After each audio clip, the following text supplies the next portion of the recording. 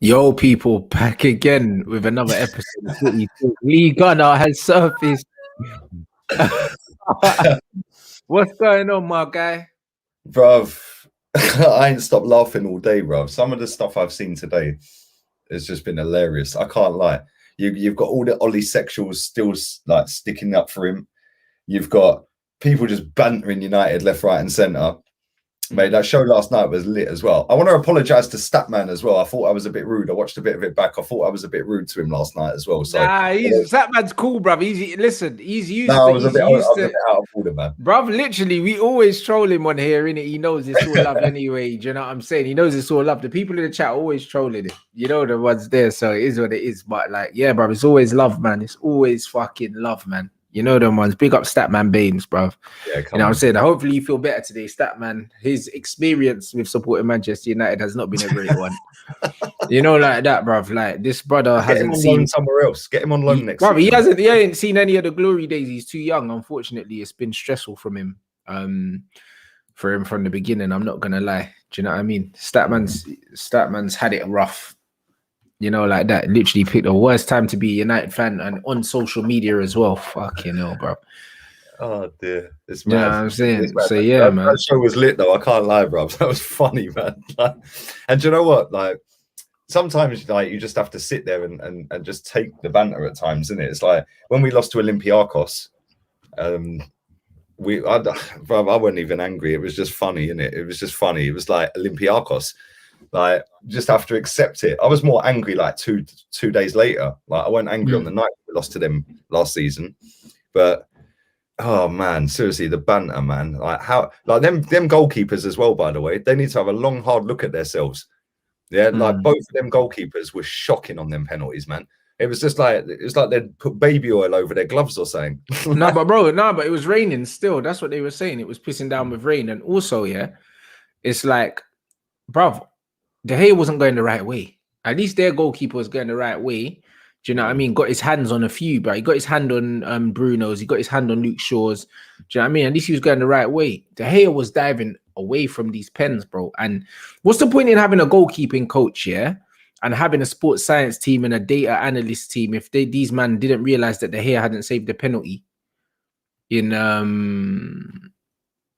fucking 6 years or something. 5, 6 seasons, yeah. Bro, it's something like 50-something penalties he hadn't saved or something, they said. We had this with Czech. We had it with Petr Cech, man. And then Troy Deeney turned up and he saved his penalty in it. But yeah, it's mad. That's a crazy stat, I can't lie, because like the fall from grace for that goalkeeper is mad. He was such a good goalkeeper a few seasons back. But he was never good at saving penalties, even in his pomp. Some keepers are just good at penalties. Tim Krul's good at saving penalties. There's certain goalkeepers that are good at saving penalties, bro. And Dean Henderson has saved 6 penalties, I think, last season. And De Gea hasn't saved 6 penalties probably in his whole career. So Ollie should have literally made the change for the penalty shootout. And also, from a psychological standpoint, if you see a manager change his goalkeeper for penalty shootouts, one, that makes the penalty takers more nervous because they're thinking, hold on, maybe this man knows something that we don't, innit? Well, and then it makes them second guess themselves. And then we all know when you're taking penalties, the first and the most important rule of taking a penalty is don't change your mind, bruv. Like, you pick a corner and you go there. Do you know what I mean? When I take pens, I don't even look at the goalkeeper. I pick what side of the goal I'm going and I go that way. Do you know what I mean? I don't even look at the keeper because even if the keeper goes the right way, you can still score. How many times do you see the keeper go the right way and it goes under him or there's too much power or it goes over him? Pick a corner and you go in it, because if you go with 100% intent, a lot of the time, even the keeper going the right way is not enough. You know, like that. And that's why you have to just pick a corner. And the thing is, it would have made a lot of men second guess the side they wanted to go if they saw the goalkeeper change, because they're thinking, hold on, maybe he's been studying, man. Like, maybe I'll go the other way. Do you know what I mean? And then they might fluff it. So didn't De Gea have something? De Gea have something written down? It looked like he was like reading on his towel. Yeah, on his towel. There was instructions about penalties, like which way and this, that, and the other. Yeah, well, whoever wrote them needs the sack, mate. Like, because he went the wrong way for all of them. Exactly. And do you know what? I see the clip of you going viral today, man. Where you was like, where you was like, I knew it. I knew it. But you know what? He did look nervous when he was taking his penalty. And like you said in that clip, he was adjusting his shorts and everything. Yeah. I was like, as soon as I saw that, no confidence, bro. Like I can, bro. You see, when I watch penalties, like these men will do watch alongs with me. A lot of the time, I can tell when someone's gonna miss because it's a body language. It's a body language thing, bro. As soon as De Gea started playing with his shorts and that, I knew he was gone. His head was gone. Like he didn't want to take that penalty. You could tell. He was already thinking about the excuse for when he missed. Yeah, no, you're right, man. He spent nearly a minute just pissing around with his shorts. It was like, I just put the ball down, stroll up like a boss, and clap it straight in the back of the net, mate. Like it ain't difficult. 12 yards out, it's a free hit. Yeah, you hit that hard enough and high enough, it's going in. Like some of their penalties were quality, man. Like quality. Tellers' penalty. Was it Tellers? I think it was Tellers' penalty. Tellers took a great pen. Mata took a great pen. Fred took a great pen. Yeah. The best pens of the day were definitely Coquelin's top corner. Oh, that was sick. The goalkeeper took a good pen, and for United, probably Fred's penalty, bro. Man hit the inside side netting. Do you know what I mean? Like those are unstoppable. Yeah. Do you know what I mean? De Gea has conceded 37 penalties in a row, blood. 37, bruv. And these men thought he was gonna fucking win it for us. It shouldn't have even gone to penalties. Let's be real here. Like I see a quote that Paul Scholes has said, like saying along the lines of like, "This is the 7th best team in Spain in a poor league.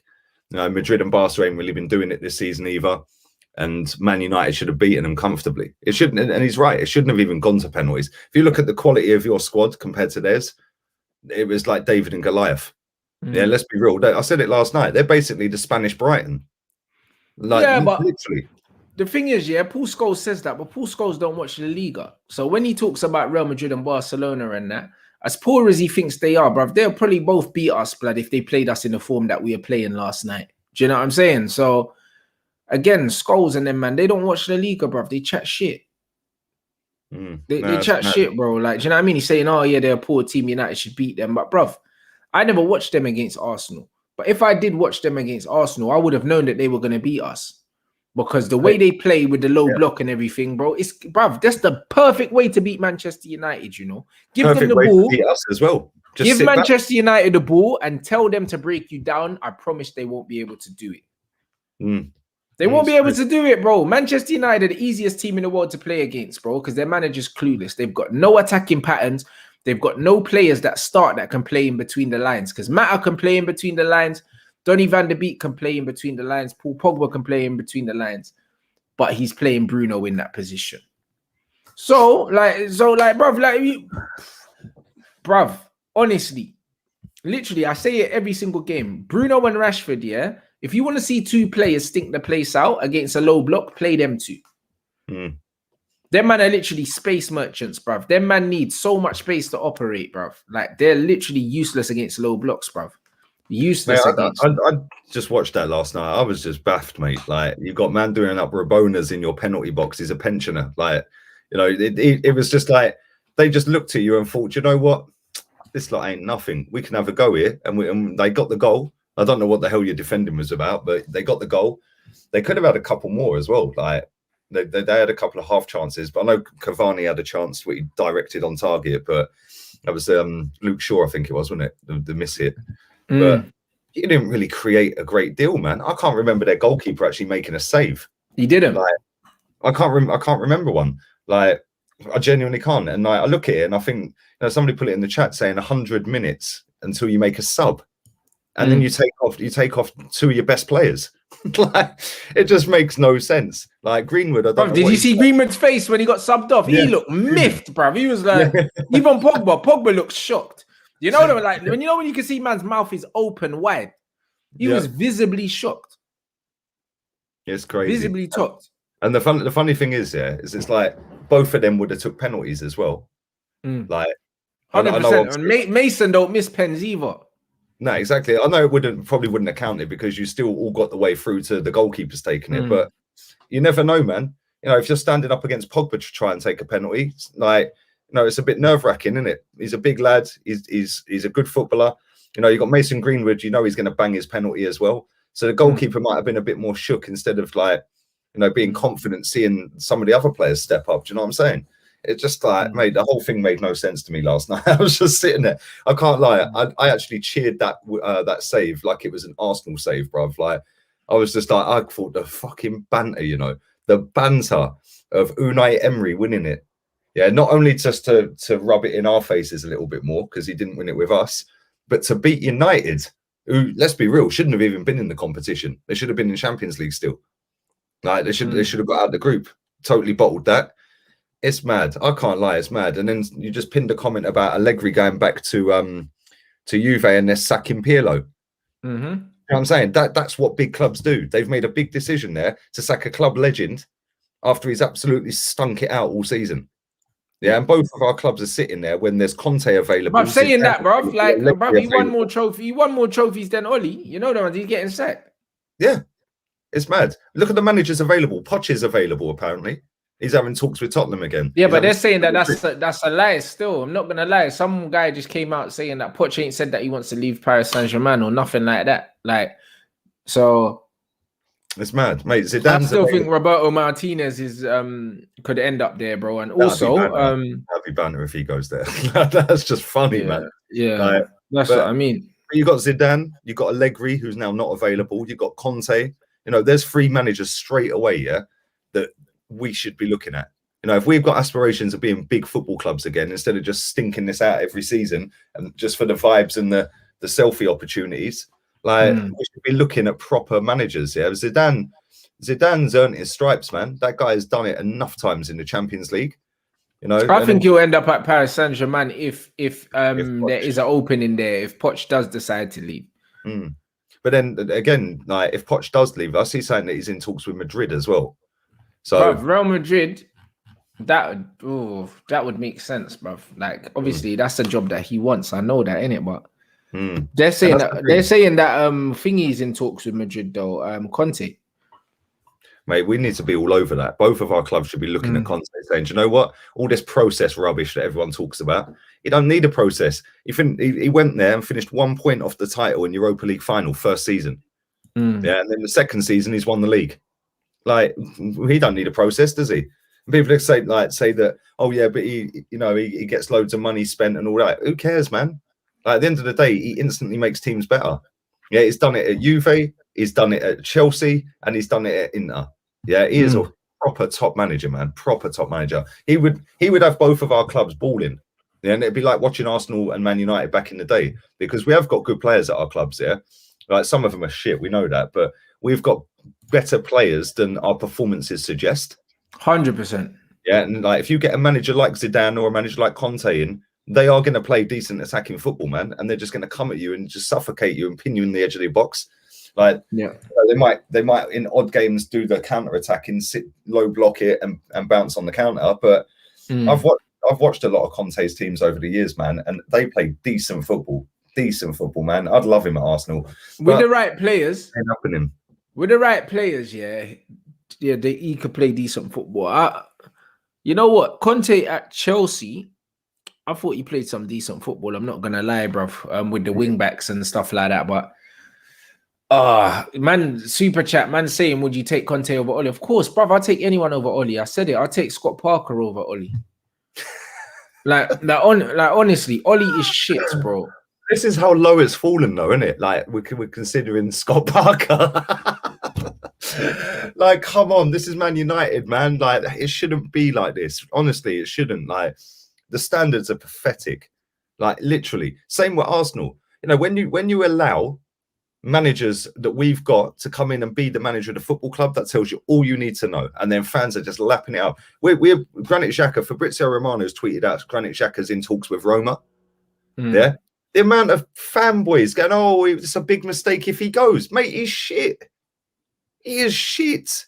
Let him go, man. Like, what? I don't get it. It's like, why do these people latch on to an individual? It's all about the football club, man. Like, I couldn't care less who the players are as long as they do the business. And if they don't, get rid. Same with the manager, man. Like, I'm not attached to an individual at this football club. I'm supporting the football club. It's my club. Yeah, like, I couldn't care if Mr. Bean was the manager as long as he wins a title. Yeah, I mean, it makes no sense why people get so shamelessly attached to an individual at the football club. Makes no sense, man. It's not even like none of these players are legends or anything. Do you know what I mean? But man, even, bruv, it's one thing. I don't mind someone being attached to someone based on success. But you're not even attached based on success. What are you attached based on? The fact that man used to play for the football club. Yep. That's what's embarrassing to me. That's what's embarrassing to me. The whole thing stinks, bruv. Do you know what I mean? And as far as this Pochettino thing, guys, Poch has been at PSG for 5 minutes. He's already won a trophy and he hasn't had a transfer window. Why would he leave? Yep. Why would he leave? That doesn't make sense. None of it makes sense. Until I actually physically see that man's left, I won't believe it. I won't believe it. And it's true. And I think, yeah, Hansi Flick, as far as I know, he's not taking over the German national job, is he? Because if he's not, then I think he's available as well. Yeah. Mate, that's the thing. There's so many good managers out there that are available. And this is the thing, like, when we put stuff out there, we get told, oh, yeah, but who's available? Well, Zidane's available. Conte, Flick, Poch, they're all available. There's 4 managers I've named, and they're decent as well. Like, just don't get it, man. Apparently, Flick is confirmed to Germany. Well, he's not available, so there's 3 left. Okay. But can you imagine if we went into next season and you had either Conte or Zidane and we had the other one? Like, all of a sudden, we're gassed. We're like, yeah, come on, we've got a chance to do something here. Like, it's just unreal, mate. Like, oh yeah, Sarri's available as well. I forgot about that. You know what I mean? There you go. They got Tuchel down at Chelsea. We've got Pep. We've got Klopp in this league. We need to go and get a proper manager, or we ain't getting anywhere near next season. We ain't even anywhere near now. At least you were in that top 4. You don't have the players or the manager. At least we've got some of the players. Even though, like I said, I think a lot of these players are fucking overrated, mate. A lot of them are overrated. I think this Man United squad here are lucky that a lot of the teams around us aren't very good. Do you know what I mean? Because individually, the standard of player at Manchester United shows the current state of the standard of football in general. Do you know what I mean? Like, the decline in footballing ability is there for everyone to see. It's there for everyone to see, bruv. Do you know what I mean? Like I was even saying in Rants Reacts, you man went from Ozil, Rosicki, Santi, and to Xhaka and El Neni. It's sad, man. It is proper sad to see. Do you know that? And it's like, you know, I don't understand what this club are trying to do. It's like, at least when I watch a team like Brighton, for example, I can see their patterns of play. I can see that they have a game plan. They just ain't got the players to implement it properly every week, right? But they'll always try and have a go. When I watch us or I watch United, I just sit there and I think, like, what are we actually trying to do here? Are we trying to press? Because we press for 2 minutes and then we stop. Are we trying to sit back and counter? Because we do that, but then all of a sudden we go way gung-ho and then we're wide open. And it's like, where's the pattern? So I see something Statman put out. It was 2 pictures and it was Eric Bailly had the ball and you had 4 players up front in a row. And it was like, where's he supposed to pass the ball? There's no one in midfield. It's literally defense and attack. There's no midfield. I was just like, it's just baffling, mate. It really is. And do you know what? Unless these fans for both of our clubs start putting pressure on the club, ain't ever going to change, man. Because these clubs are just sitting there. Do you think the Glazers give a toss you lost last night? No. They probably didn't even know you were playing. Do you know what I mean? It's like, unless the fans put it on them and stick it on them, it ain't going to change. Our lot the other week, there was about 150 people there, like on the last game of the season, like protesting. And it's like, some of the people I've seen protesting and now bought the shirts. It's like, well, that defeats the object then, doesn't it, pal? Yeah. Like, you know, that's what I mean. It's draining, man. This comment here from this Hugo guy, yeah. Let me just shut this down, innit? You know what I'm saying? Because this comment here, how do you expect to get results without patterns of play? Patterns of play, yeah, come from the training ground. If you're not drilling players to do certain things, do you think that Pep Guardiola just goes and he has good records everywhere he goes and wins things just by accident, or do you think it's because he drills patterns? Do you think that Jurgen Klopp's had the success that he has because he's got the best squad in the league and the best squad in Europe, or is it because he drills patterns and he has a method and he has a plan? Do you think that Unai Emery could beat Arsenal and Man United with a shit squad without a pattern of play and a style of play? Exactly. And consistently do well against the better teams. He should have beat Barca this season. He should have beat Madrid. Yeah. Done in stoppage time the other day. Like, you have to have styles of play. Like, you know, how many times do you hear this man? This guy's a great coach. He's taught me. Like, you need to know what you're doing, man. It's all well and good knowing how to play football. You can't teach these people how to play football, but you can teach them when you ain't got the ball. You need to stand here, or you need to do this, or you need to run into this half space or that space and this space. Like, and when we've got the ball in transition, what you need to do is make this particular run instead of that particular run, because then this guy will come out of position, which opens the space up for the next guy. Like, what a dumb question, man. Brother, it's not even a dumb question. It's a dumb fucking, brother. Everything, or even the thought process before he opened his mouth and typed it was dumb. You know what I mean? Or like before his fingers went, bruv. Listen, it don't make no damn sense. You see the picture you were referring to, yeah? This is what it was, guys. In case you haven't seen the picture, I tried to show it on here, but because I got a green screen and the picture's green, you can't see it. You've got United's 4 here. And then you've got United's attacking 4 here. And then you've got a bank of Villarreal 4 in between it, bro. It was a disaster. It was a fucking disaster, bro. Nobody coming into the half space to receive the ball on the half 10. By the way, that's Bruno's job. That's the number 10's job. The number 10's job is literally to play in between the lines. That's literally the job of a number 10. A number 10 plays in between the lines. Not on the last man, but not in the middle of the midfield. They play in between the lines, bruv. That's where the 10 plays. Bruno was further forward than Cavani, running away from the ball like he always does because he's a coward and he only cares about stat padding. Number 10s are supposed to be the guy that comes into the half space in between the lines, yeah, receives the ball under pressure on the half turn. Yep. He's meant to have good close control, good spatial awareness, quick like feet. Your David Silvers, quick feet, like your Ozils, like your Juan Matters in their prime. That's what number 10s are. This guy is not a number 10. This guy is not a number 9. This guy is a fraud. That's what he is. Bro, it is what it is.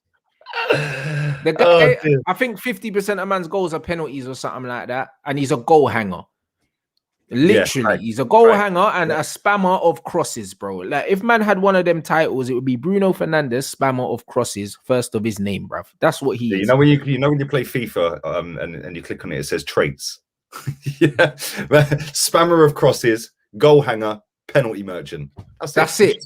Did you see his dive last night? Bro, listen. The only time he was involved in the game was when he was complaining to the ref and diving, bruv. That was it. I think do you know what I'm saying? More passes than him last night, and he came on as a sub. Bruv, I'm not surprised, bruv. Listen, if Sarri come to Man United, yeah, I think that would really do man's lungs in, bruv. You know them ones, because he'll literally have 3 fags in his mouth at once, because that's the shit that he's got to deal with there. Do you know what I'm saying? Like, literally, when man looks at yesterday, yeah, you're literally meant to play in between the lines. We have no one playing in between the lines. You know how easy it is to defend when there's no one playing in between the lines. When everything's in front of you, it's a piece of piss, man. Like, piece of piss, when you ain't got no movement in front of you and it's just static and everyone's like on your shoulder. That's sweet. And not even just no movement in front of you, no movement in between you. Because if a team sets up with 2 banks of 4, the only way to break down them 2 banks of 4 is to run in between the lines and draw someone out of position to create space. If you don't run in between those lines, you'll go down the outside, cross it in, they'll head it away. If you try and play a ball over the top, they'll either head it away, or they'll step up and the goalkeeper will take the ball, bro. Or the pass has to be literally centimeters, millimeters perfect to be able to play over 2 banks of 4 and into the path of an on-running striker, but not be overhit so the goalkeeper gets it. Bro, you're playing 1% football if you're trying to play in between, you're trying to play over these lines. You have to play in between the lines. We got no players on the pitch that play in between the lines, bro. Donny van de Beek is the best player in the team at playing in between the lines. He didn't even play yesterday. Juan Mata came on here to take penalties. Oli does not have a clue, bruv. He was sitting on his hands for the whole game, and he only made the changes for the penalty shootout. He didn't make the changes to affect the game. Yeah, he was waiting in regular time. He made all the changes just because he knew who he wanted to take the penalties. That is why. It's sad, man. Man United used to be such a massive. Well, you are still massive, but it used to be like the winning mentality. Like, can you imagine if Fergie was manager of that game last night? Even Fergie now, when he's retired, yeah, you would have won that easily. No, easily. Or Fergie would have you know what Fergie would have done? Fergie would have fucking rolled the dice and maybe lost, but at least he would have lost in normal time because he rolled the dice. Mm. Yeah, it's crazy. You know man. what I'm saying? Because he rolled the fucking dice, bro. Do you know what I'm saying? And he hasn't done that. 1 second. Let me see if I can share the screen, you know. Hold on a minute, because if you go on Twitter on your Mac. Yeah, but no, what I'm gonna do, because I'm on a PC, but what I'm gonna do is I'm gonna save this picture to my I save it to my computer. I'm gonna save it there now. Yeah, and then just go to share screen.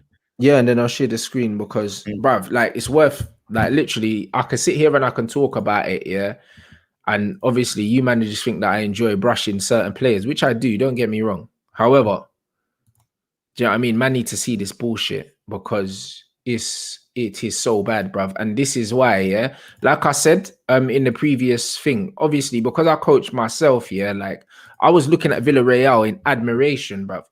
As much as I was fuming about Manchester United, I was looking at their shape and I was thinking, yo, this Emery brother is a fucking, he's something else, innit? Way too disrespected, man. Way too disrespected. Bruv, he's a fucking genius, yeah, for that, bro. Like, honestly, because it's a madness, bro. Like, honestly, it's a madness what he done. Hold on, let me see how to do this thing. I don't know if I can do it, bruv, because 1 second. Oh, video file. If you just type in Villarreal, right? If you just type in Villarreal on a Google search, right, it comes up with a scoreline and fireworks, like fireworks ping off on the page. Are you serious? Yeah, I just literally typed in Villarreal. Oh, yeah. 1 second. 1 second. Let's see if I can do it. And it come up with fireworks, bro. What's that all about? That's mad. Hold on a second. Wait, why is this gone dark, blood? 1 second. I'm gonna see if I can fucking go on Twitter. Oh, there you go. You've done it. Have I done it? Yeah, it's there, man. All right. This is it, guys. Okay. So Eric Bailly's on the ball, yeah. You've got 4 players. You got Greenwood. You got Prashford, yeah. Because man have to put the P before the R, blood. You always have to do that. All right. And then we've got Cavani, and then you've got the false 10, the fraud, yeah. You see that blue arrow, yeah? That bumper hole is supposed to come in between the lines and receive the ball. But look where he's facing. He's facing the goal. He's running away from Eric Bailly. So Eric Bailly hasn't got a pass unless he wants to play the ref in. Okay. That's the bottom one, yeah. And then top one, you got Bailly on the ball again. You've got two Villarreal players, yeah, closing off the space, closing off the passing channels. That's how you're meant to press. Anyway, you close the channels. Villarreal weren't pressing the men. They were just closing off the passing channels.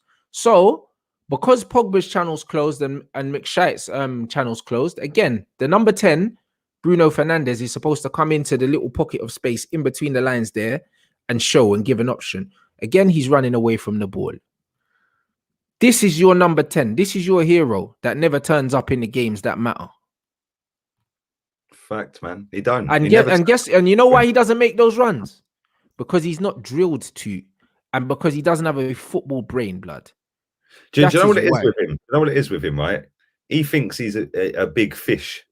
Yeah, that's what it is. He thinks his shit don't stink. Yeah, and he thinks, oh, but Ollie gave him the armband in a fucking. Ollie gave him the armband in a fucking in the biggest game of the season, bro. Mad. Of course he's gonna think that. Yeah, but that's the thing. Like, Man United are an average team. Yeah, with this manager you've got. Yeah, but he thinks he's the big boy in an average team. So he thinks he's the bollocks. Yeah, which is why he can get away with it, because your manager will just let him get away with it because he bags penalties. Like, I don't know how many goals he's scored, but he's got to be touching 30 goals this season, isn't he? In all comps, it's got to be close to 30. Yeah, but Leo's still on a mad thing even now. And you know what? Messi plays in between those lines. Messi's someone that will bust your head if you play like that. Because he does. He picks up the ball on the half turn in them spaces, and then when he picks it up, he can dribble past man as well. Yeah, you know what I mean? And this is the thing. When you look at him, yeah, like Bruno is not a number 10. He's a number 8. Yeah, and he plays number 8 for Portugal. Yeah, but and he's not even that, bro. yeah, I'll tell you something now. There's no way he'd be getting away with the shit he's got away with this season if Portugal are going into this Euros. Ronaldo is going to rip the fucking head off of him if he don't do what's required, because Ronaldo's a serial winner, mate. Yeah, like he ain't going to allow bullshit. Yeah, he's going to demand everything off of every single player in that squad. Yeah, whereas who's demanding from in Man United? Who's screaming and shouting at players? Like, who's the guy that's standing up and saying, "Oh, what the fuck you doing up there, mate? Why don't you come back here?" Like, who does that for United? Because I don't see anyone do that. Real talk. The only person I think might probably do that is Pogba. But then Pogba's halfway down the fucking other end of the pitch half the time. Do you know what I mean? He's playing DM. Like, it's just crazy, man. I don't get it. Like, he is very overhyped, Bruno. Very overhyped. People would just look at the stats of his goals and say, "Oh yeah, but he bagged whatever goals it is, 20 odd goals, 30 goals, whatever." The fact is, it's not sustainable, because the penalties are going to dry up at some point, man. Yeah. And it's just not sustainable. And when it does dry up, it's very similar with Aubameyang. You end up with fuck all. Yeah. As soon as the shots don't go in, you end up with Aubameyang third top goal scorer at the club instead of the top goal scorer. Yeah, exactly. That's Bruno. But you know what it is, yeah? When you have limited players like Bruno, like Aubameyang and all these guys, yeah, the coach becomes even more important. Because if you don't drill these men to do certain things, they're just going to do what they do, and that's play for themselves, innit? That's the reason why Sporting Lisbon won the league as soon as they got rid of him. Yeah, it's no coincidence, because they just replaced him with a player that plays for the team instead of someone that plays for himself, and they replaced his goals. If you had Danny Parejo in your team last night and they'd had Bruno, you would have won. They wouldn't. Yeah, and that is because Danny Parejo is slightly different player, obviously, yeah, but he plays for the team, and that guy is. I said it last night to you guys. He is such a sick footballer, man. The little touches, the awareness of where everyone is on the football pitch, like the awareness to say, "Oh shit, he's bombed forward. I better sit back. I better go and fill that space." Like, do you know what I mean? Bruno just runs around the pitch like a headless chicken, doing what the fuck he wants. Yeah, but because he bags a couple of pens here and there, everyone gives him a pass. It's crazy, man. It really is. Absolutely. Big up Nick for the super chat. 3 players in the United team played Champions League semis. 2 on the bench. 1 never touched the field. The other got subs. Mate, that's mad. That is actually crazy. That's crazy. You'd put him in. I don't understand why Van der Beek didn't play either. Van der Beek, yeah, and Matic should have definitely come on. Matic is a good footballer. I don't know whether I would have brought him on personally. But I would have brought him on. You know the reason why? You know the reason why you bring on Matic? Because experience. Matic is more press resistant than McTominay, and he passes forward more than McTominay. And again, yeah, in order to break lines. Also, Matic breaks the lines well by carrying the ball. McTominay done it a little bit, but Matic carries the ball very well as well. Yeah, I mean, sometimes too well, and he gets a nosebleed. He goes too far up the pitch, but Matic does drive with the ball in it, kind of glides with the ball. Yeah, Matic is a footballer, man, and he tries to pass. And the thing is, against Villarreal, you don't even need speed, athletic speed. You just need speed of thought. Oh yeah, 100%. If you don't, all you got to do is just pass the ball quick against them, and you'll fucking do them. It ain't difficult.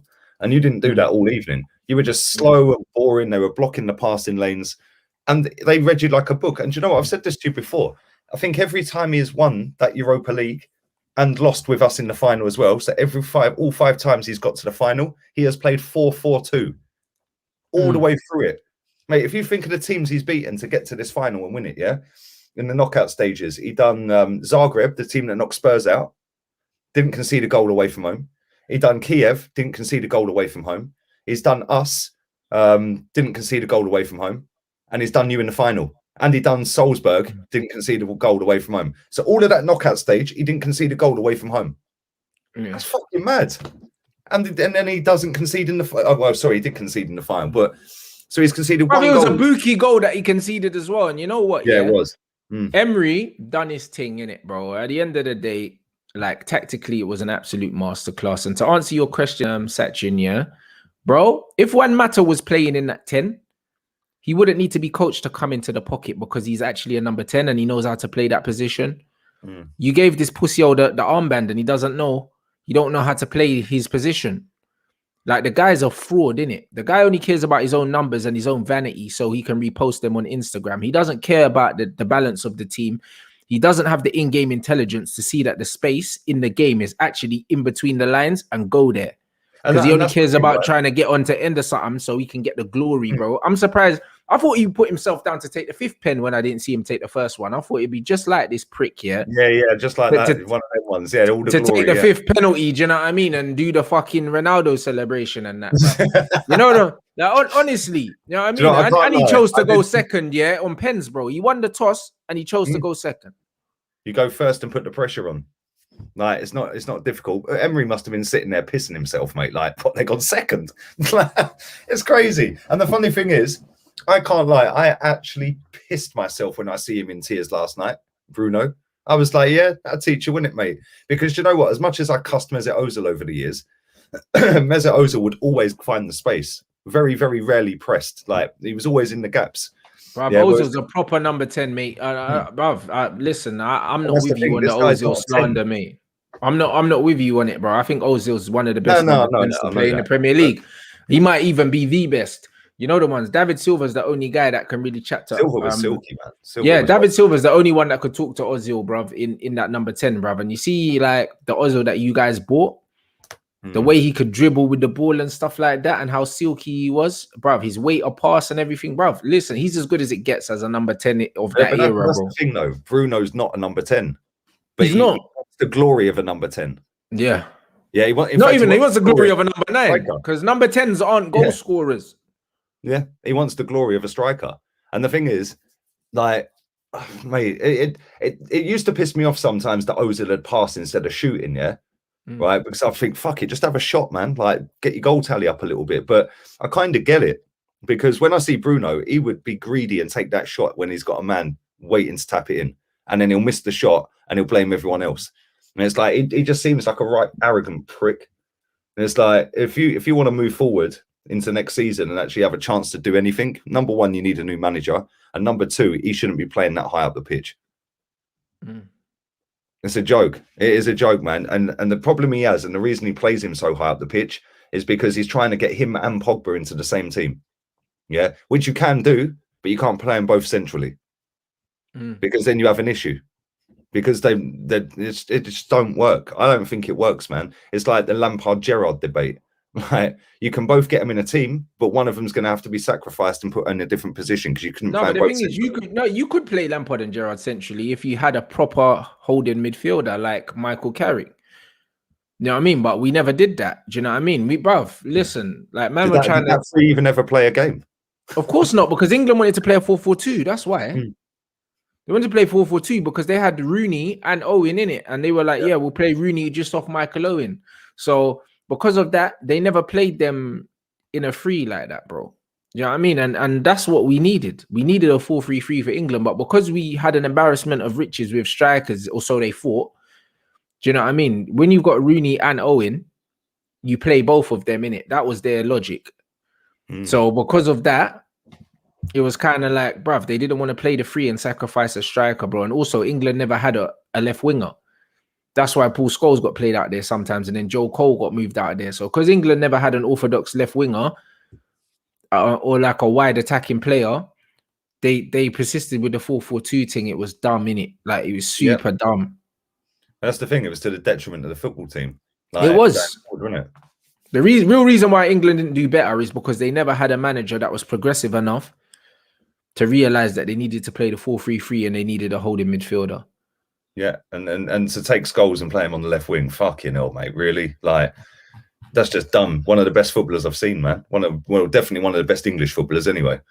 Like, footballer, man, absolute baller. And for me, like, if I was to pick Gerrard, Lampard, or Scholes, I'm picking Scholes, bruv. Yeah, I'm picking Scholes. That guy could do everything, man. Gerrard was more of a like the talismanic figure. Like, he was Mr. Liverpool, wasn't he? And he'd always pop up in the big games, like, and score the goal that get him back in it or win it.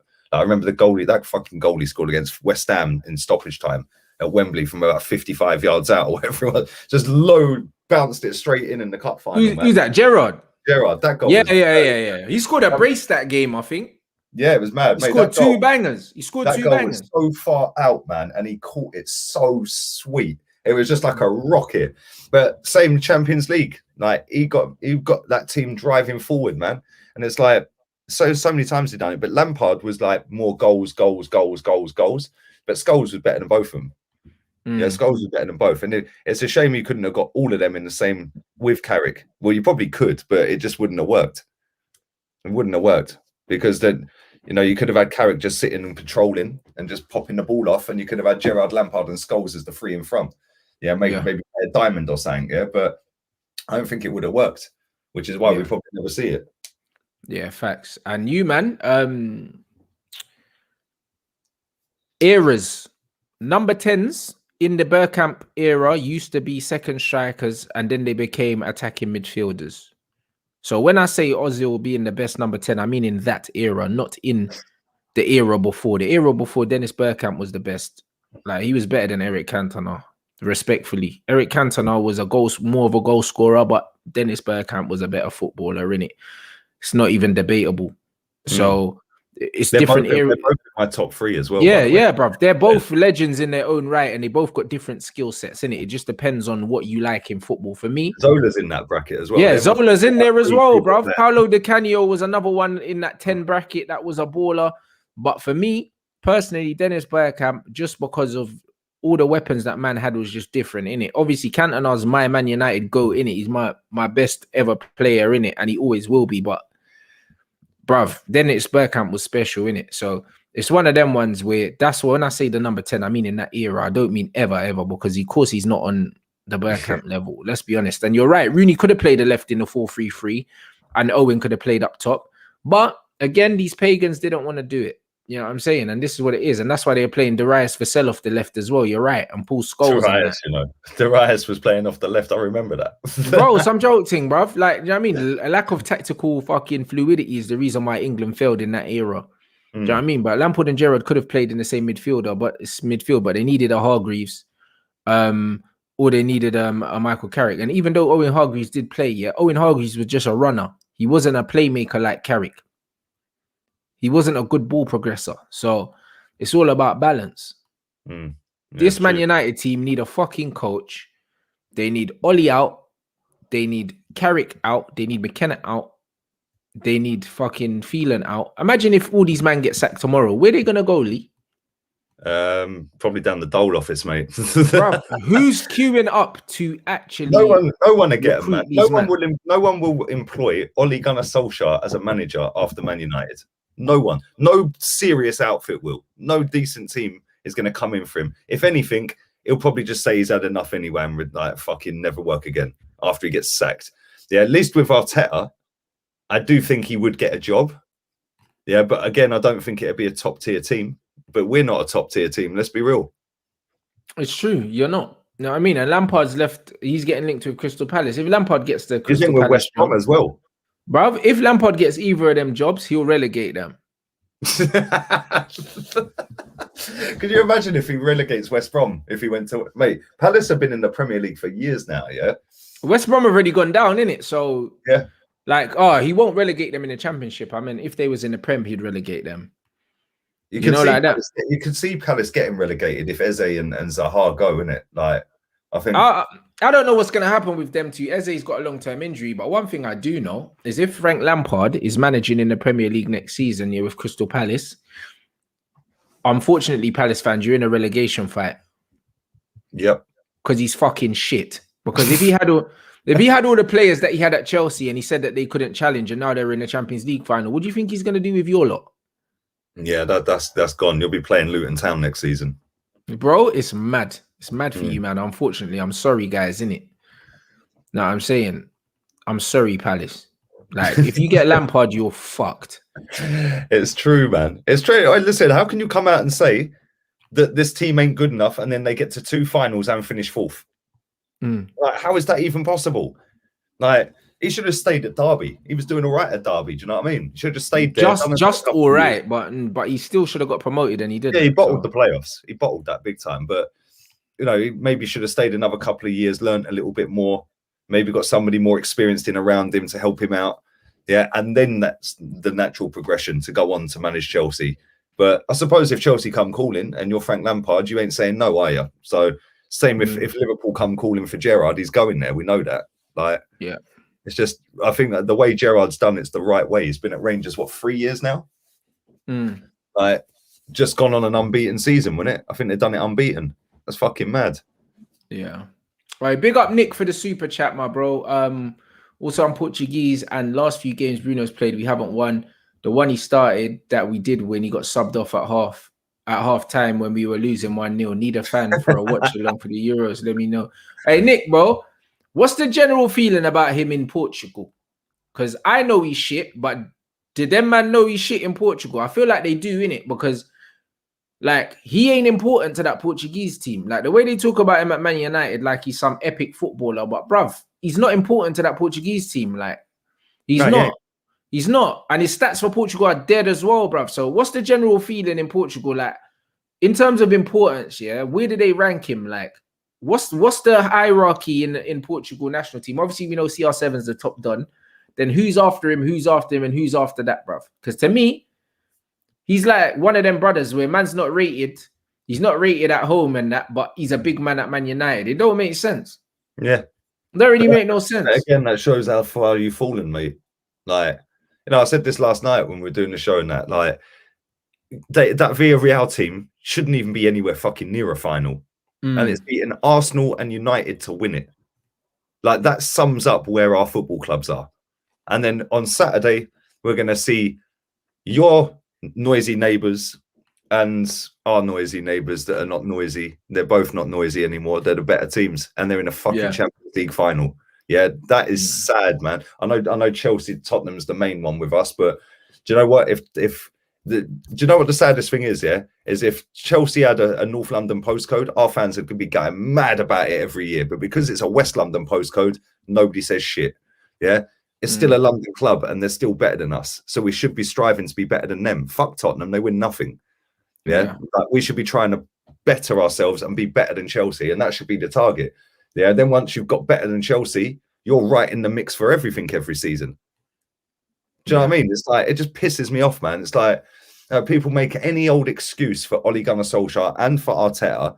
And then this Saturday, we're going to sit down and watch two proper clubs that are run properly, that have a proper philosophy, and the process isn't geared around the one person. It's geared around the club process, that if you don't hit the target, you're gone, but the process remains the same because we know where we're getting to. Yeah, whether you're here or not, we're getting that process done. Yeah, and the process constantly evolves.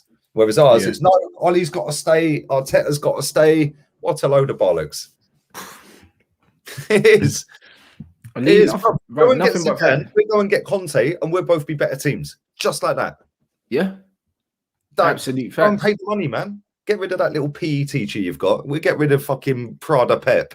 And fucking, it's just bullshit, man. Like, sick of it. And I know that if we go into next season again with this manager, we'll be finishing 8th again. Because we ain't getting anywhere near top 4 with this manager. Facts.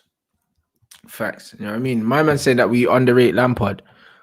Bro, Lampard had Chelsea looking like they weren't going to qualify for Europe. I don't underrate him at all, bro. He's dead. He had them sitting in 9th when he got sacked, mate. 4 points ahead of us in 15th. Well, there you go. I don't underrate Frank Lampard, bro. Frank Lampard's rubbish, bro. He's legit rubbish. Like, I don't think there's much to say on that. I think Lampard showed us what he was on. De Bruyne literally said he can't compete with the second best squad in the league. And then he got sacked. And then that man got to a FA Cup and a Champions League final and finished in top 4. Oh dear, it's mad. It is actually fucking jokes. Yeah, his level was Championship, man. That's where he should go back. Go back to like Derby or West Brom or something. Like, go and learn your trade, mate. And then you can just float around the Championship. You can be the next Neil Warnock or something. Do you know what I'm saying? Because he ain't going to be an elite manager ever. Yeah, he's not good, bro. He's not good. Because you know what it is with Lampard. Do you know the reason why I notice man is shit? Yeah, because they say the definition of insanity is doing the same thing over and over again, bruv. Like, Bro, he had plenty of opportunities to change things when it wasn't working for him, and he didn't. He kept still trying to do the same thing. Kept playing fucking what's his name out of position, the German Donny. Havertz. He was playing right. Sorry, he was playing in fucking right centre midfield. Bro, he had Havertz doing up some dickhead stuff, bro. Like you've got a very talented player. Fucking Kovacic. Bro, he had Havertz doing dumbness, bro. Like he was just shoehorning man, into positions they didn't need to be in. Like literally, the whole thing was just dumb. Like he didn't have a game plan. He didn't have a style of play. He didn't have anything, bro. He was just like, yo, I'm Frank Lampard. I'm gonna pick all my best players on name. Not well, it doesn't matter if they don't fit in the team and we ain't got a style of play, but that's what I'm gonna do because I'm Frank Lampard. And then when it all come crashing down and they go and get a proper manager, all of a sudden they look a proper outfit again. It's fucking mad, man. But this is the difference between our two clubs and Chelsea and Juve, for example. They've hired club legends and they've now sacked club legends. Do you know what I'm saying? And they've sacked them quicker than we are going to fucking sack ours. Yeah, Pirlo's been there 1 season, sacked. It's mad. It's actually mad. Big up Chig as well. Yeah, that I can't lie. That was funny, man. That clip I see today, I was howling. Yeah, but you know what? It's what it does to you, isn't it? It's like you just fucking knew. I knew he was gonna miss. Yeah, you knew he was gonna miss. Everyone watching it knew he was gonna miss. What a fucking hell! Didn't you bring on the other goalkeeper for penalties, man? Because if we could all see that he was gonna miss, like surely he wasn't confident enough to be in goal for the penalties in the first place. Yeah, it's weird. It's weird, bro. I just don't know, man. It's mental. I just don't know. Big up John for the super chat, bro. I don't know, innit? I don't know. I don't know all the attacking midfielders in the Premier League. I don't know who they are. Do you know what I mean? And I don't really care. I just know that he's not a good one, innit? He's not a good one. Do you know what I mean? James Rodriguez plays for Everton. No, I'm saying he's not better than him. So it's just one of them ones. And Everton finished like 10th or something. Like, yeah, honestly, man, I don't even need to go into the intricacies, you know them ones. All I can say is I told you, man, about this guy. I told you, man, about Rashford. Bear man owe me apologies. It's never gonna come, and that's fine. You know, like that. But it is what it is. Them man are washed. You know what I mean? And as long as man keep overrating these Man United players and overrating Oli, Manchester United will literally win nothing. Yep, fact. That's what it means. Players like Xhaka, fuck off, man. Xhaka's one of the deadest ballers I've ever seen at my club. Like, I would literally. Horrible. Yeah, he is. He's fucking useless. What does he do good? Like, he spreads 160-yard diagonal ball every 6 months and everyone knocks one out. It's like, fuck off, man. Like, go to Italy or Germany and do that, mate, because they might lap that up over there. I'll tell you something, yeah? Like, if he goes to Italy, he don't want to fuck around giving it all of that and telling fucking Roma fans to fuck off, mate. They'll kidnap him. Yeah, it's true. It's true, isn't it? Bro, it's 100% spot on. Yeah, mate. Napoli ultras were trying to kidnap the players' wives a couple of years back.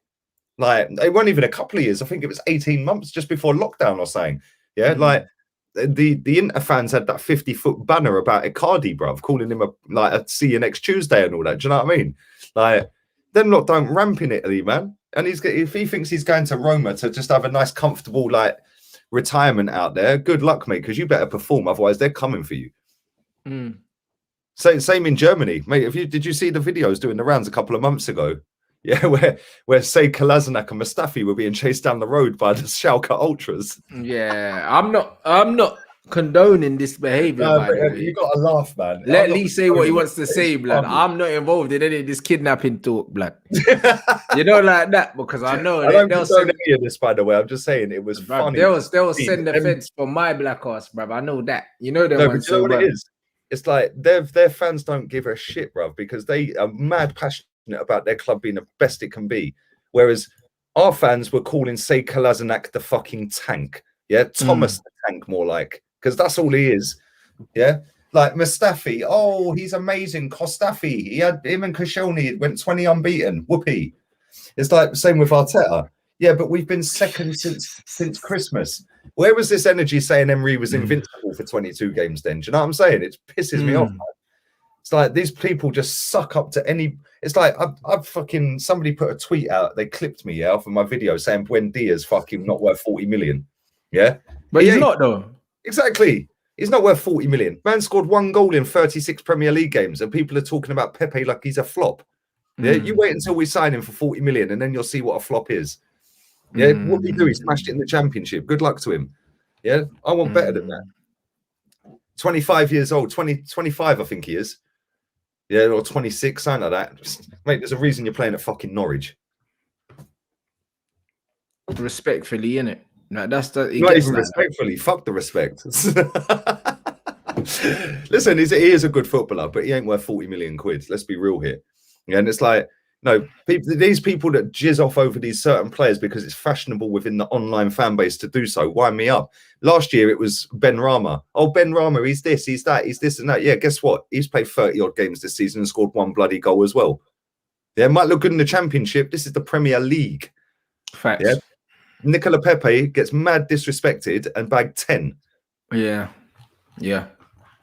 Do you know what I mean? It just pisses me off, man. It's like these people don't even watch the Championship. So how the fuck do they know how good Buendia is anyway? It's facts. It's YouTube comps, isn't it? Yeah, mate. It's as soon as a super fan or a big account puts out, oh, this player's going to be great, everyone jumps on it because they can't think outside the box. They can't think for themselves, and they just want to suck up to a bigger account to try and get a follow back. Like, get out, man. Seriously, get in the bin. No, 100%. And you see it, bro. Man said he played for Norwich and his 15 chances created. Yeah, that's cool, yeah. But, bruv, the chances created stats bug anyway, bruv. Look, Bruno was top for chances created, bruv, and he's shit. And he can't pass. So, again, the chances created thing don't mean nothing. He was actually third on created chances, I think, in the Premier League season he was here. He takes every bloody corner, every free kick. Now tell me how many were from open play. Now tell me how many big chances he created. In fact, I'll tell you. In 36 games, he created 9 big chances. Yeah, and people are telling me he's worth 40 million quid. Get out, man. There you go then, innit? I didn't have those numbers, bro. Do you know what keeping it 100? You created chances. I pass you the ball and you shoot. I could pass the ball on the halfway line to somebody and he just pings it 50 yards wide. That's a created chance. I could whip a free kick in just into no man's land or a corner in, and you win the header and it goes sailing over the bar. That's a created chance. Yeah, fuck created chance. It's a shit stat. It is a shit stat. You're spot on. It's a super shit stat, bro. Yeah. No, I mean, when Luke Shaw smashed the ball onto Cavani's head yesterday, I'm sure that was a chance created. Yeah, that's a chance created. Mate, even though he shot, you know them. Martinelli run the whole length of the pitch at Stamford Bridge and did the Mbappe celebration. Yeah. And Mustafi gets the assist. He headed the ball from our own 6-yard box. So, I mean, these stats are shit. Stop looking at stats, man. The geezer had 36 games in the Premier League and got 1 goal. He is an attacking footballer, an attacking player. 1 goal. And people go, oh, but he played for Norwich. Well, Joe Willock's just bagged 7 in 7 for Newcastle, mate. Bring Joe Willock back, innit? On that basis. Yeah, I want somebody who scores goals, not somebody who just looks good in highlight reels. Pathetic, man. The way our fans gas up average footballers or just above average footballers. Go and get the fucking best footballers. Yeah, I see somebody in my comments on the tweet because I replied to that guy who put it out there. Yeah, right. And like some of these people that were replying were big YouTubers, man, like million subs and all that were commenting on this video and that. Yeah, right. And I was just like, do you know what? Like, seriously, man, you lot don't watch football. Yeah, because well done, he smashed it in the Championship and that. Right, but I just like somebody put, oh yeah, but Grealish, get Grealish. Somebody replied to him and said, but he's double the money. Yeah, that's because he's double the fucking player, mate. Yeah. It's probably 10 times the player. The guy's quality. That's the level I expect. Go and buy the best. And if you can't, then just pay over the fucking odds for it. Like if he's saying no, I don't want to come to you, pay Jack Grealish fucking pay 100 million to get him if we have to. Yeah, I don't know why fans are so like on this average one. Like, oh, he's had a good season in the Championship. Whoopee. Ollie Watkins went for 8 million less than they want for him. And he's bagged good season, good stats this season. But Ollie Watkins has done it in the Premier League. Again, I've done it this season in the Premier League after slapping it in the Championship. Yeah, and he cost 32 million. This guy's had a season in the Premier League, did nothing. Slapped it in the Championship, and now he's 40 mil. Keep him. I don't want him. Same with Houssem Aouar. Houssem Aouar's another one, overgassed by our fans last summer, all summer. And I got to the point where I was like, do you know what? If this lot want him, I fucking don't. Yeah. Do you know what I mean? He's a good footballer, but he don't score enough goals. He don't create enough chances in terms of like, you know, pulling people out of position. Yeah, he just another pretty footballer. You know what I mean? To add to, do you know what I mean? Like just more pretty footballer, no bollocks, mate. Do you know what I mean? And that's what I'm saying. These fans overgas average footballers. I have seen proper footballers in my lifetime. These players today don't get near, mate. Real talk. Yeah, there's a handful of them that do. The Grealishes, the Harry Kanes, players like that, top footballers, man. But no, we're being linked with fucking Ryan Bertrand, and people are happy. Fucking hell, my club's finished, man. It is actually finished. Bro, what do you think of this? Super chat. Do you know what it is? Real talk. I'll tell you why. I'll tell you exactly why. Because number one, they hope to get a follow back or a retweet off of the guy. Right? Number two, they feel closer to the football club by spreading toxic positivity all the time. Because a lot of the people that do it can't get to games, whether that's in England or abroad. Yeah. So they just go toxic positive on everything. Yeah. You're doing the club more harm than worse by saying everything's sickly sweet and fucking perfect all the time. It's not. Granit Xhaka is shit. Facts. The eyes don't lie, man. He is crap. But if you rep Granit Xhaka, yeah, thousands of people will rep him as well because it's, oh, yes, he's such an important, consistent player in our team. Mate, we finished fucking 8th. We haven't had any consistency in our team. Like, we've won 5 games in a row at the end of the season when it didn't matter. Who cares? But that's now, yeah, but we finished 2nd from Christmas. Well, Emery went invincible then, didn't he? 22 games. Same crap. Just seriously, man, it just frustrates the life out of me. It's like, you know, just at least, and anything pre-Arsene Wenger just gets dismissed by this fan base. Like, no, like, I see it was, yesterday was the anniversary of Anfield 89, yeah? Mate, go and have a look at the posts on Arsenal socials. Go and have a look at the post that I put out and go and have a look at the likes and the retweets and all of that, yeah? Now go and have a look at the likes and the retweets on a post that Arsenal posted about Granit Xhaka or someone. So these people don't give a shit about the history of this football club and where we were and what we were doing. We won a league title at Anfield, the best team in the world at the time. Nobody cares. They're more interested in not letting Granit Xhaka leave this summer. No, strive to be back where we were. Pisses me off, man. 100%. And then a lot of these players as well. These fucking players care more about fucking PR than they do about football, bruv. And that's another reason why these fans suck off these guys. Yeah, because he's tweeted a few things. Do you know what I mean? These guys are fucking passion merchants. Imagine you just lost, and the first thing you're doing, is fucking going on your phone so you can tweet and check the socials, putting up fucking pictures and, oh, well, we're sorry, we're going to try again next time. And, bruv, take your apology and shove it up your ass, mate. We want performances. We don't want apologies. Yeah, do your talking on the pitch, not on your Twitter account. You know what I'm saying? Like literally, we don't want your fucking apologies, mate. Like, we literally don't care about them. And that's what it is. A lot of these football fans can just get twanged so easy, yeah. But this is by all these footballers. Right? You go to games. I go to games, yeah, or used to before I moved, yeah. But mate, some of this stuff you see online where people go, "Oh, you're toxic. You're toxic because you want this player out." You don't go to a football match. Real talk. Do not go to Old Trafford or to Arsenal. Because if you think that we're toxic in what we're saying on our Twitters or on here or on Insta about these football clubs, don't ever go to a football match because I don't think you'll make it out, man. I really don't. I think you're too soft. Like 100%. The football ground is not a nice place, bruv. If you think that what you hear on YouTube and whatever, bro, that don't even scratch the surface of some of the shit that people say at football matches, bruv. Because football's an emotional game, and it's tribal as well. And it's very tribal, and people say some shit in it. Some shit that they mean, some shit that they don't mean when they're in the moment, in it.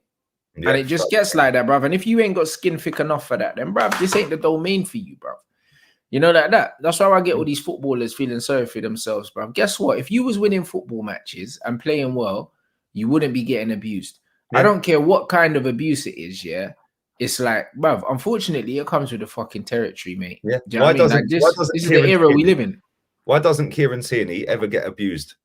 Why doesn't, and I don't mean like abused online? Why don't I see people within the fan base saying he's not all that, he's crap, do you know why we don't ever see that? And why he doesn't ever get any abuse aimed towards him online is because he puts 100% effort in and fucking performs every time he plays. Yeah. The reason I'm not condoning abuse to players. But also he's good. Yeah, and he's a good player and he puts it in and he wants to be better. Bro, the guy he comes to work with a Tesco carrier bag, for fuck's sake, with his boots and a bar of chocolate in it or something. Do you know what I mean? It's like old school, like he's 5 years old running around having a kickabout because he appreciates what he's got and where he's come from. Yeah, half of these footballers now, number one, don't appreciate what they've got. They think their shit don't stink. Yeah, and number two, couldn't care less. Hector Bellerin has openly admitted he don't like or watch football. Why the fuck are you on 116 grand a week then? Yeah, because you ain't interested in watching the sport that you're involved in. You're not interested in watching your opponents to see how you can get better and how you can, or some of your peers that are in the same position that are better than you. You're not interested in that, but you're nicking 116 a week. Yeah, and that's the reason, like when you're putting in dead performances, that people do snap. Yeah, Saka gets away with everything. If he has a bad game, he ain't getting abused for anyone because do you know what? He's a fucking young lad and he's working his nuts off to be better. He's an honest guy and he's putting it in. You know what I mean? And he's trying, bro. You know what I'm saying? Same with that's what it is, bro. It's a double-edged sword on social media because guess what? The less you post, the more you'll get left alone most of the time. You know them ones, and obviously in certain occasions, yeah, it doesn't work that way. But the facts are, yeah, the players that keep their head down and just play football, they don't really get abused because they're just not using social media like that. They're just not using it like that, bro. Man is saying if they don't apologize, imagine the uproar. No Man United fan is going to be sitting at home, yeah.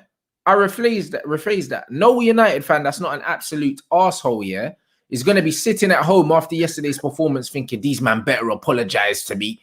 Yeah, where's Bruno? You get Bruno. Bruno was the captain. Why didn't he go out and do the social media? I mean, go out and do the media. Why did he send Rashford out to do it? If you're the captain, I'll tell you exactly. Arsenal do this as well. The reason Rashford went out there is because not many people will cuss him because he sends food parcels. Yeah, that's exactly why they've sent him out. When we lose a game, they send Tierney or Saka out there because they know no one's cussing them. When we win, Aubameyang and Xhaka are the first ones in the queue. Yeah, it's a joke. If we won, Bruno would have definitely been out there in front of the microphone. I could almost put my life on it. To be fair, I have seen Rashford put a tweet out saying that he's had over 70 like real nasty abusive messages, like racial abuse and stuff like that. So that's obviously on socials, but you know, when he and hopefully they sort that out. Apparently he's had a lot of people DMing him and stuff on Insta as well, which is just disgusting. Let's be real. It's a fucking game of football. Yeah, we get mad passionate about it. But like when you're going that far, Jesus Christ, calm yourselves. Pathetic, man. But when you're sat on TV doing the interview, yeah, the clubs know what they're doing with their PR. They send out the guy that they think's the most PR friendly. Like the guy that's not going to get the most like abuse and stuff like that. So if it's a win, it'll be Aubameyang because 9 times out of 10 he would have scored the winner, yeah, or he would have scored in the game, or it'd be Granit Xhaka because Granit Xhaka's done a pass in that game or something. So let's get Granit Xhaka out on a win. Where are these people when it's a loss? Yeah, literally never come out when they're in a loss. It's always fucking Kieran Tierney, Saka, or Smith Rowe every time. Yeah, it's the same with you lot. Same with you lot, man. You send Bruno out on a win and he takes all the plaudits. Oh, look at me, I'm Bruno Fernandes. Yeah. Where were you, mate? You were captain last night. Why didn't the club captain come out and said it on camera? We're sorry, we've let all the fans down. Blah blah blah blah blah. All the fans that have flown out here, you know, they've witnessed that. We're so devastated. We're sorry for them and this and that. Why didn't he come out and say that on camera on an interview straight after the game? Because he's a pussy, bruv. That's why. But there you go. But they sent Rashford out there because they thought, you know what, that this will take the heat off, man. Do you know what I mean? And then as usual, the fans will just blame Martial, Fred and Pogba like they always do. Yeah, it's so true. You know like that, man. That's so just true. What it is, bro. Do you know what I mean? And then my man got his first bit of abuse, yeah, and all of a sudden, do you know what I'm saying? It's like the world's gonna end now, bro. But listen, our players have been getting abused all season, bro. All season. You know, like that. And I hate it. But the thing is, it's part and parcel of what happens to us, bro. I get it all the time. Mate, that's social media in a nutshell. Like I said before, you could make cupcakes, bro, and put them on every platform. Yeah. YouTube, it'll be all love. Oh, your cupcakes look amazing. Facebook, oh, can you send me the list and I'll buy some. Yeah, Insta, oh, they're beautiful. You stick them on Twitter, I hope you fucking choke on them. Like, do you know what I mean? And that is social media. The Twitter is the worst one of the lot. We say it week in, week out. It is the worst one of the lot. And until they do something about it, it's never going to end. Yeah, the amount of abuse I get, you get. I've seen the shit you get. You've seen the shit I get. We see everyone gets it. You could be, there's a woman on here on YouTube. She's got about 5-6 million subs. Yeah, Supercar Blondie. I watch all of her shit. Yeah, but the fucking abuse that woman gets, and all she's doing is living her life in Dubai, driving out, flying out to drive the nicest supercars on the planet. Yeah, this shit that woman gets, like, she ain't doing no one harm, but people just want to hate. They want to pull people down, man. It's like, I don't get it. Yeah, if you don't like something, if you don't like it, don't fucking watch it. That's it. And I agree with you guys. There's no need for racial abuse. Unfortunately, there's not much man could do about it, bro. I mean, it happens all the time. Do you know what I mean? The bottom line is all these Instagram apologies and these Twitter apologies are literally, just to appease, fucking passion merchants, and it's great PR. And you know what I mean? Positive fans that feel closer. And the toxic positive fans, because this racial abuse is disgusting, bruv. And bruv, no one knows more than me because I've felt it in it. Do you know what I mean? It doesn't affect me. It doesn't affect me because I'm not built like a lot of these pussies. Do you know what I mean? I'm from a different era, brother, and I'm from a different time. My skin's thicker. I'm built different. I'm from a different life. Do you know what I'm saying? So them things don't affect me the way it might affect these young G's, these younger guys. You can send me an emoji. I don't give a fuck, bro. I delete it and get on with my day. You know, like that. I was born in an era before social media, bro. I used to go to school and come home. A man never had a computer. Man never had internet. Literally, I had real friends, like, you know, like that. I was out on the road kicking ball with real people. That I never communicated with my friends through telephones. We used to go to each other's houses. Ride the bike around the gaff and knock on the door. Is so and so coming to play football? Like, bruv, we used to go to each other's houses, mate. We never used to play fucking Xbox online and that. We used to actually go into each other's houses and sit next to each other and play games. Do you know what I mean? So at the end of the day, this shit don't affect me, bruv. Do you know what I'm saying? So it's one of them ones where I can deal with all that. You can do all your racist shit, bruv. Any guy that looks like me that's got an opinion is going to get abused. I don't give a fuck. You know, like that. The whole Rashford situation should never be happening, point blank, period.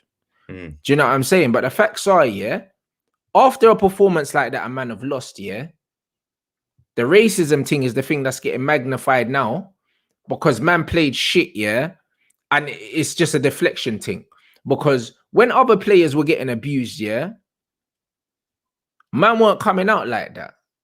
You know them, man. That's the only thing I don't like, bro. Do you know what I'm saying? As a black man, if one guy's getting racially abused, it should hurt you the same way it hurts if you're getting abused, blood. When Axel was getting abused, when Pogba gets abused, when Fred gets abused, and that Twitter account wasn't doing the most. And now, because man lost, and you're getting abused now, all of a sudden, man are supposed to forget about the fact, that man's been playing shit most of the season, and the man's talking about injuries and there's 5-6 players injured and that. The whole interview and the PR spin and that was horrible, blood. That's what I want to focus on. Do you know what I mean? I'm not happy about the racist abuse, blood, but you're not the first guy that's happened to, and it's not the last guy, bro. I want to focus on the football right now. You know, like that. Because the racism thing, this is something we should be fighting every day. Every day. But for now, man want to talk about the fucking football, mate. And you are fucking shit.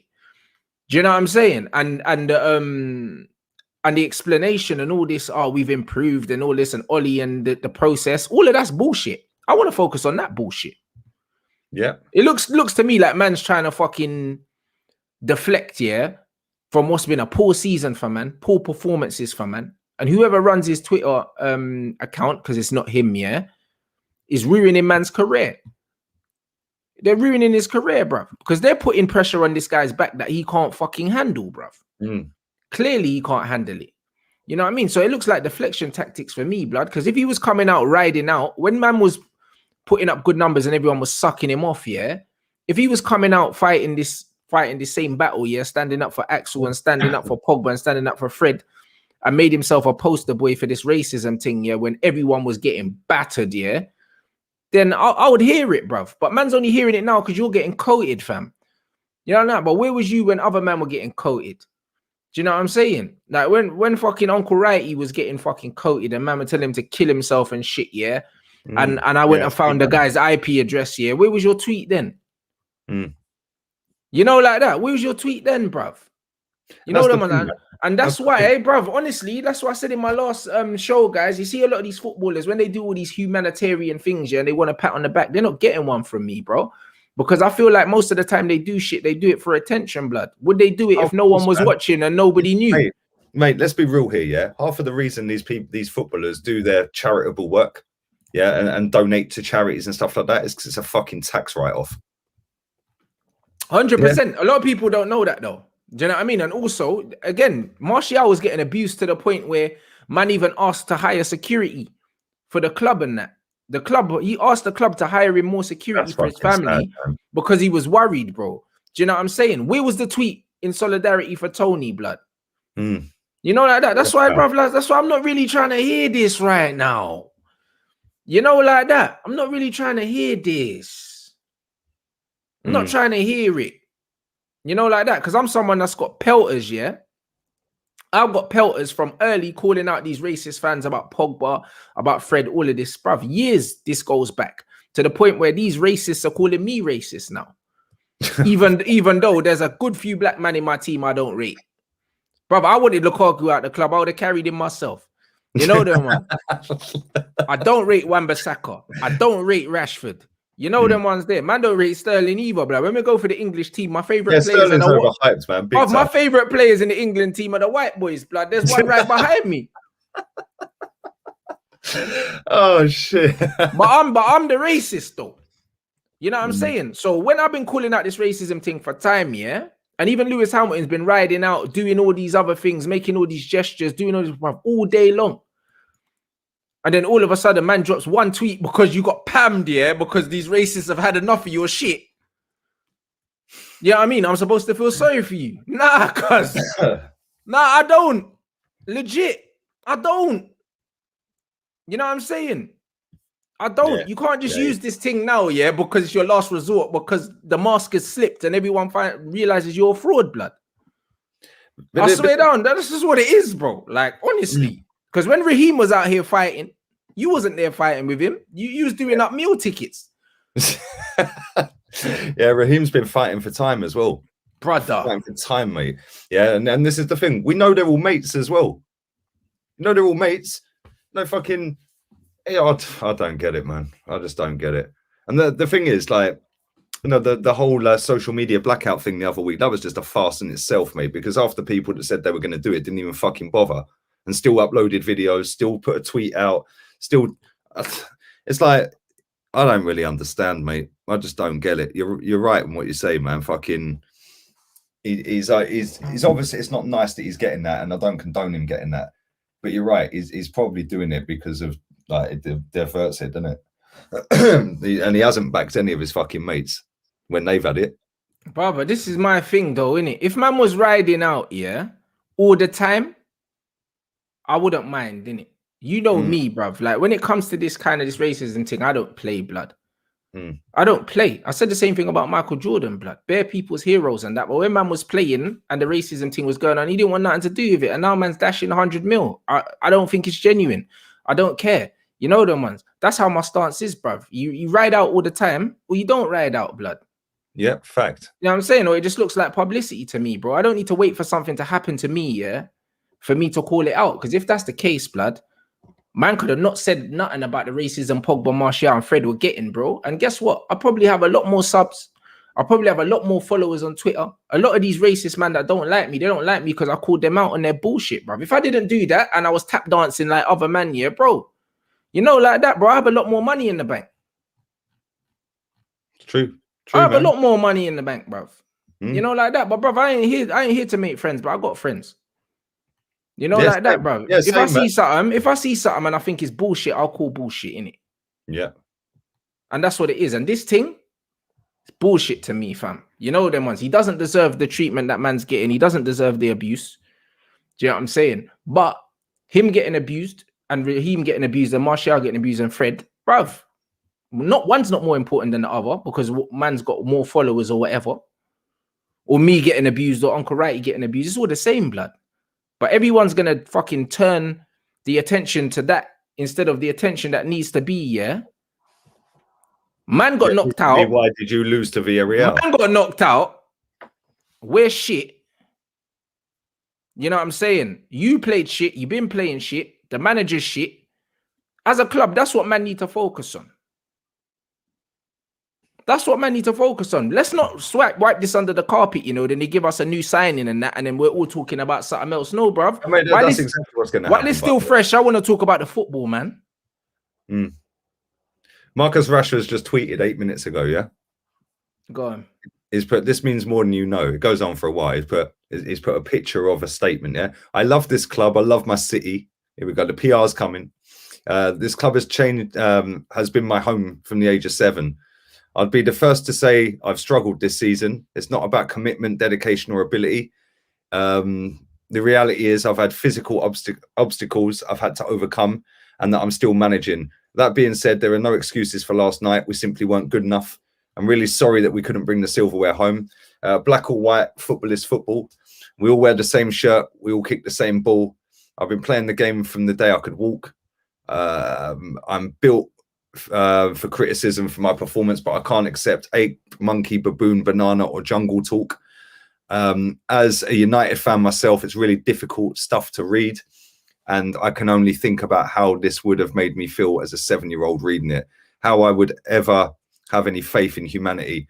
To all those that have been encouraging, to the staff at the FA United who have reached out for all of these kind words I've read on here, thank you. Your support is never taken for granted. I'm 23. I still have a lot to learn, and this disappointment will only add to my experience and growth.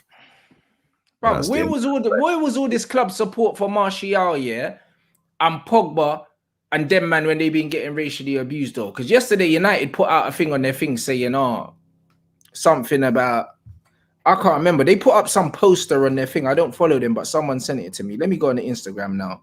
Before we wrap up, smash the likes up, everyone, man. Yeah, you man, smash the likes. Over 2,000 in here. It was United against hatred or something with the red thing and whatever. Yeah.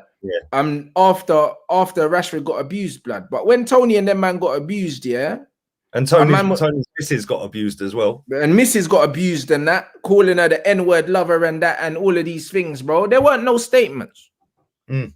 You know what I'm saying? When these men were getting wanted Pogba out the club, and I was sitting with Flex next to a United fan, and they were throwing M-bombs at Pogba at a West Ham away last season. Yeah. There weren't no club statement. I know, it's mad. And the thing is, like, obviously players get treated differently. I understand that. Everyone's different. Every human's different, yeah? You got to treat everyone the same at a football club, man. Like, in terms of stuff like that. Yeah, like, it's got, in fact, in every walk of life, not just at a football club, everyone should be, when it comes to that sort of stuff, that has to be dealt with exactly the same. And if they're going to issue a statement and put stuff out about Rashford, they should have done it about every other player that's had it happen to him, man. Bro, every time it happens to one of our players, the club should come out and say that. Yeah, because the club's massive. It's a massive fuck off global brand. Yeah. Every single time, even if it's against Fulham in the Premier League and we've just won 3-0. And someone makes it, or 3-1, and someone makes a mistake, bro. The club need to double down on it, but the club don't. Like, even I remember when what's his name was at the club, Igalo was at the club, and there was stuff happening in Nigeria, yeah, and he posted a tweet while he was on the pitch, and that the club didn't even retweet it.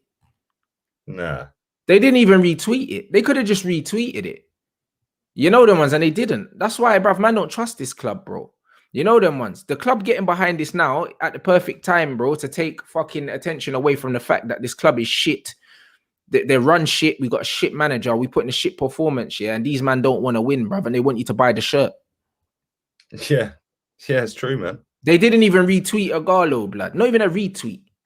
No, you know, like that. And that's just what it is, bruv. These man don't really care. The club don't care, bruv. Do you know what I mean? They love Marcus because he's doing a lot of good stuff off the pitch, and it makes them look good. Makes their brand look good, yeah. That's all it is. He's a young English kid that's come through the academy. He's representing the football club on and off the pitch. Yeah, and he's sending out meals to kids that can't get meals and stuff. And bro, it looks great. It looks great for the club. Do you know what I'm saying? Look at this. Look at that. We're open talks over a 3-year contract extension with United, and we'll be supported with up to 4 signings this summer. Bruv, this club is finished, bruv. Mate, I thought we were finished. You're taking the piss with that. I can't lie. 3-year extension for what?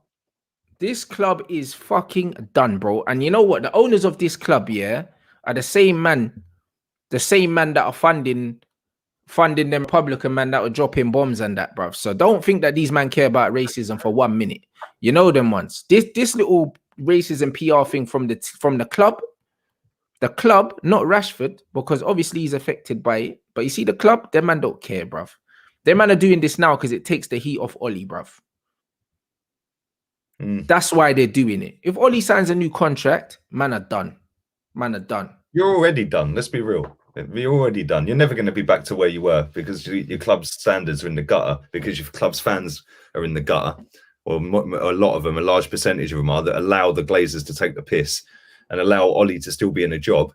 So until the fans raise their standards at both of our clubs, not just yours, but at both our clubs, we're both done. I'm going on loan to City, bruv. I keep telling you this. Like, I'm going on loan. I'm going to do City watch-alongs next season, mate. Trust me. I'm just going to do City next season, mate. I'm going on loan for a couple of years, 2-year loan until they sort their lives out. Yeah. But yeah, maybe that's what we should do. Just go on loan to another club for the season, man. No, that's it. Like Real Madrid have made Poch a top priority. Doesn't, bruv, listen, Real Madrid are trying to get a manager sorted, yeah? After just missing out on La Liga. Juventus have got top 4 and still sacked a legend. Do you know what I'm saying? And Man United are about to give Ollie a new deal, yeah, after failing miserably for the 3rd season now in a row. Trust the process. The process. It's a fucking PR-ocess. That's what it is. That's what it is, PR, bruv. And as for this, Scott, do you know what I mean? I know what you're saying, yeah? I know what you're saying. And I know, like, when you type things, it's hard to kind of get your point across, but I know what you're saying, innit? I think what Scott's saying is, yeah, the result of the football match, the performance, that should be the fucking headline. And I completely agree with you. I completely agree. Bro. As a black man, yeah, that gets racially abused very often, bro, because of what I do, yeah, I know how important it is to deal with racism. Do you know what I mean? But this is something that these men need to be highlighting every single day, not just after when men lose a cup final. This is an everyday struggle for man. Yeah, fact. But the abuse that man got after the game shouldn't be a bigger story than Ole Gunnar Solskjaer's performance, yeah, over the season, the club's performance over the season, individual players' performance over the season. It shouldn't be. Do you know what I'm saying? It shouldn't be. Let's not fucking let these men twang us, bruv. Don't let them twang us, yeah, and have us talking about this, that they don't really care about racism anyway, because they haven't changed the punishment for racism. Nothing's gonna get done about it. Do you know what I mean? So let's not dwell too much on it, because nothing's getting done, innit? If football wanted to kick it out, like they keep saying all over their fucking Sky Sports and this and that and the campaigns, if football really wanted to kick it out, the guy who abused Kamara would have been banned for life. That's it. Bruv, man are getting racially abused on football pitches and getting banned, fam, themselves for being a victim. And these men really think they care about fucking racism. These men don't care. So stop pretending that you care now, yeah, just because it's a smoke screen. Because really, if Man United really cared about racism, all these fans that are racially abusing, man, ban them. I bet you better these men have season tickets. Take them away. Take them away. Yep. One of Rashford's tweets earlier, I think I'll get it up, I'll read it out, was at least 70 racial slurs on my social accounts counted so far. This was 16 hours ago, yeah? For those working to make me feel any worse than I already do, good luck trying, with a thumbs up. He then replied to his own tweet an hour later. I'm more outraged that one of the abusers that left a mountain of monkey emojis in my DMs is a maths teacher with an open profile. He teaches children and knows that he can freely racially abuse without consequence. Well, why don't you phone his school up? Yeah. Because that's what I'd fucking do. If that was me and that happened to me, I'd find out what school he worked at and I'd just turn up, or I'd ring him up. Yeah. Because at the end of the day, these people do need to be held accountable for that. Like, but you're right what you're saying, man. Like, the fucking end of the day, it's mad. It's all mad, bruv. Bruv, and at the end of the day, yeah, these Glazers, there ain't going to be no riots if Ollie gets a new deal. These United fans will let it happen just like they let everything else happen, bro. They protested once, ran onto the pitch, and then after that, nothing else happened, mate. Same with us. 5,000 people all turned up for the selfie. and to say that they were a part of a protest because it was a hype after the Super League thing. Since then, I don't think there's even been 500 on the next 3 combined. Because it ain't fashionable anymore. It's now fashionable to jerk off over Emi Buendia. But that's what I'm saying. So the bottom line is, bruv, you know what I'm saying? This is an ongoing fight, everyday fight. Man get racial abuse all the time. Man got one. I woke up to one of them in my fucking requests in my DMs on Instagram this morning, bruv. I read like the first 2-3 words, knew where it was going, and deleted it and got on with my day. And I'm having a fucking great day, mate. There you go. You know them ones there. So I don't really care, bruv. Like, it's something that needs to get dealt with. It's something that these men don't care about to get dealt with. Because again, yeah, you saw how quickly, yeah, that they got rid of that Super League. Because when things hit man in the pocket, they soon deal with it. There ain't no money in dealing with racism. So them man ain't gonna do it. These fucking social media platforms know that they'll lose money if they dealt with racism. Because their share prices would go down because they would have to block these accounts. Yeah, they'd have a third of their fucking active followers. Yeah, they would have a third of their active followers, bro, and that means their share prices would go down. Shareholders would be pissed, and the overall value of their apps would go down. Would pull out, exactly. Sponsors would pull out. It would cost them money. So because of that, they're not going to do that. So because of that, I just want to talk about the football. Exactly. Let me be mad at the performance. Let me be mad about the manager. Let me be mad about all these things. Don't try and twang me, yeah, and try and lead man down another road. Fuck off. You know, like that. I'm on the football road right now. I want to be on the football road. While my blood is still hot, I want to talk about the football. Because I talk about racism, I deal with racism every day of my life. But let me talk about the football today, blood. Because I believe that we should be allowed to talk about the football. A man in your chat called Robster said Lee cleaned up well after last night. Lee, bruv, you were fucking red in the face last night. I was dying. I ain't seen you laugh so much, blood. I was fucking mash up. I can't lie, bruv, yeah. Like, I was fucking smashed. Like, when I said send me the link, I was a little bit tipsy, yeah?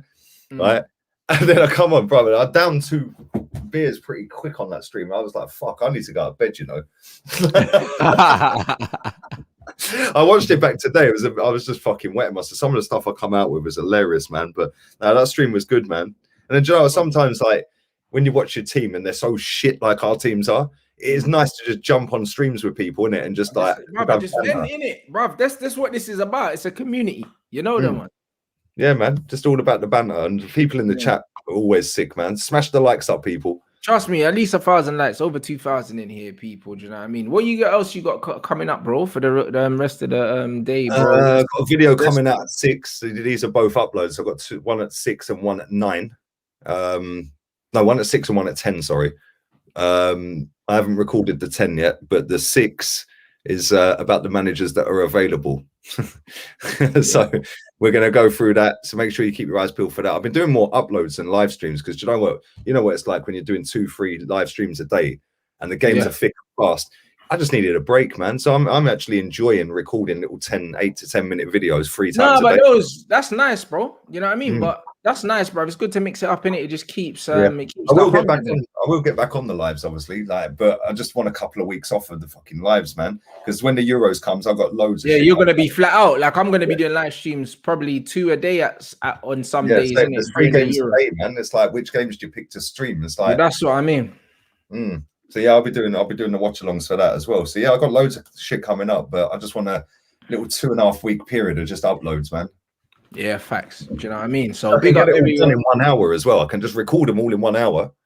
Yeah, put them up on, do the thumbnails and all that, and I can chill for the rest of the day. It's actually been nice to my parents as well. So yeah, chilling.